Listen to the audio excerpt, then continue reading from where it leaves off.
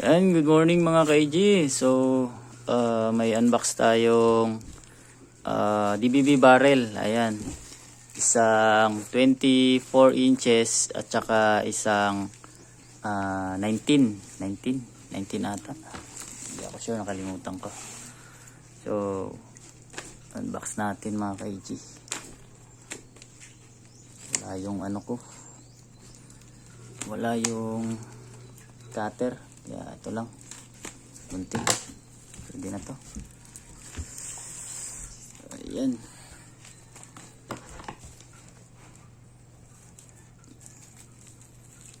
DBB Relva.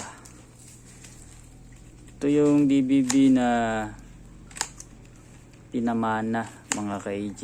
Hindi ito yung DBB na R ha. So, ito. Ba't isa lang? Ba't isa lang to? Lo. Ilang inches to? Nakalagay dito 2 pieces. Ba't isa lang? Buti na lang na videoan ko ah. Dalawa yung... ito pala. Sorry. Okay, ito pala. Ay.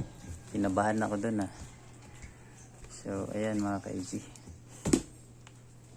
Manusok man. So, 24. Okay, isang 24 at saka isang 19 inches. Ayan oh. So, ganito ka secure yung DBB barrel natin mga ka-AG. May ano siya. May PVC tube. No? So, pag isa lang, may kahoy pa to. Ito. 1 by 1 na kahoy. Straight talaga yan para hindi yupi. Teka, kunin ko lang yung isa. Sample natin.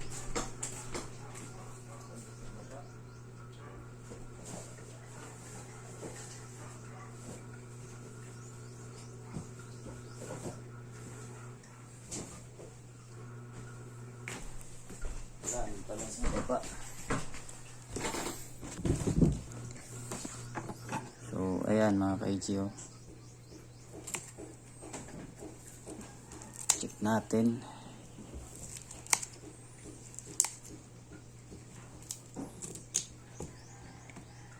Kasi yung cutter ko nawala na.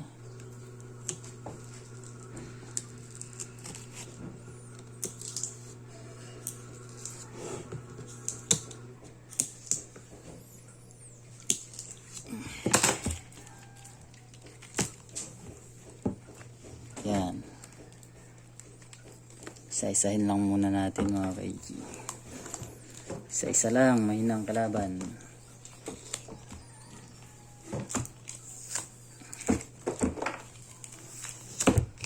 Yan. Okay. Yan, ito yung 19 inches mga ka-AG. 16 mm lang to, tapos 12 grooves. Okay. So, paano ito? Saan na yun?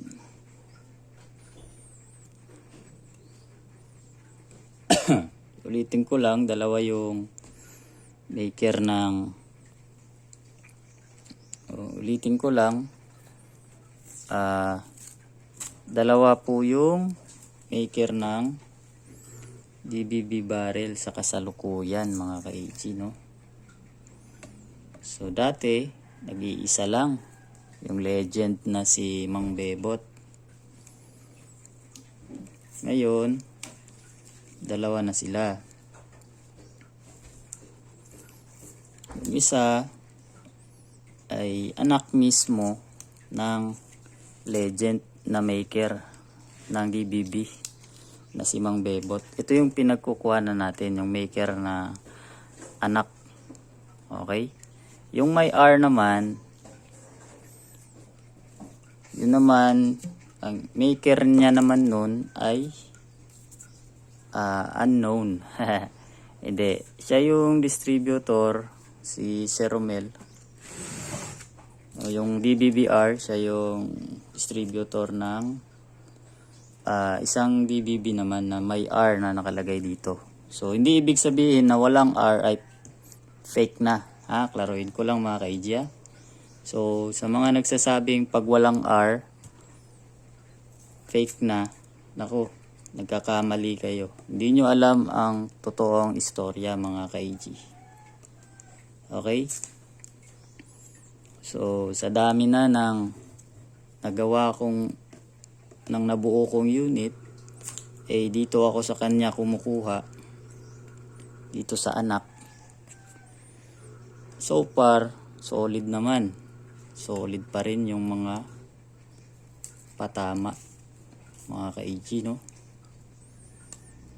So, linawin lang natin, hindi porket walang R ay fake na.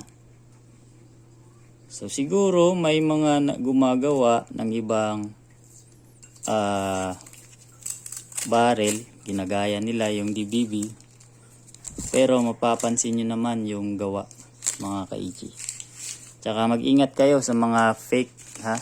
So, hindi ko pa nakita yung mga fake na DBB kasi wala naman tayong pakay sa kanila. Dito man tayo sa original kumukuha. Yan. So,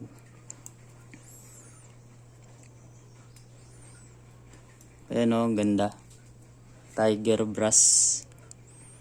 Solid kasi ito mga ka-AG, no? Yung DBB barrel. Solid lahat yan. Solid brass. Hindi naka-sleeve yan, no? Pansinin nyo yung ibang mga barrel. May mga sleeve yun. Kasi hindi pure na 16mm solid yung brass material niya. Naka-sleeve lang siya. Pinagpatong-patong ng mga tubo, nagsasalpak-salpak para maging 16mm. So, sa katagalan nun, as experience ko, bumubuka yun. Bumubuka yun mga ka-IG. Okay? So, ito yung DBB natin na hindi R, ha? So, tinatawag ko tong DBB Classic na lang, no? Ayan. DBB Classic kasi galing naman talaga to sa legend na may-ari, na maker, no? Shout out sa pumanaw na legend, ang Bebot. Okay, yan mga ka-IG. So, mag-ingat pa rin, although hindi pa ako nakakita talaga ng fake, pero mag-ingat pa rin tayo mga ka-IG. So, kung gusto nyong makakuha ng DBB barrel na sigurado, legit, mag-PM kayo sa akin, pwede naman. At pag-usapan natin mga ka-IG. Okay? So, halos sa lahat ng unit na binubuo ko, DBB barrel yung mga ginagamit ko, no? Pero pwede rin naman kayo mag-request ng kahit anong barrel. Kung gusto nyo steel barrel, meron naman tayong local barrel dyan sa Cebu. Tulad na nila yung mga Danau barrel, no? Or kay Sir Vince Ocampo barrel, pwede naman. Pwede naman tayong kumuha sa kanila. O kay Bossing Arjun, kay Bro Arjun, pwede rin. So, depende na yun, mga ka-IG. Pero pwede yun. Pwede yun yung gamitin natin. Ito kasi nakasanayan ko na. So, naging suki na rin tayo. So, ayan. Mga ka-IG. Ganda. Ayan. Ito yung 19 inches, mga ka-IG, na DBB barrel. Okay, yung sleeve kasi mapapansin nyo dito yun. Ayan, no? Pag naka-sleeve yung barrel, itong ano niya dito, parang pinagpatong-patong lang yun. Pinagsasalpak-salpak. Tapos nilagyan lang ng, hindi ko alam kung anong pandikit yun. Oh, katagalan nun, bubuka yun. Dami ko nang nagamit nun dati nung hindi pa ako kumukuha ng DBB. Kung baguhan pa tayo. Bumubuka yun. I think 3 times ako nakakuha ng ganun. Sa katagalan, bumubuka talaga. O, kita nyo naman yung groups ng DBB, mga ka-AG. Shush! Wow, solid mga ka-AG. Malalim, 16 groups mga ka-AG. Ayan o. Naka-chamber ito sa Astro or sa JSB.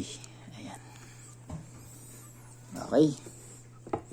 So, sa tingin ko, yun lang muna, no? Kasi medyo mahaba na yung video natin. So, sa gustong umiscore, pwede naman kayong mag-message sa atin. Yan.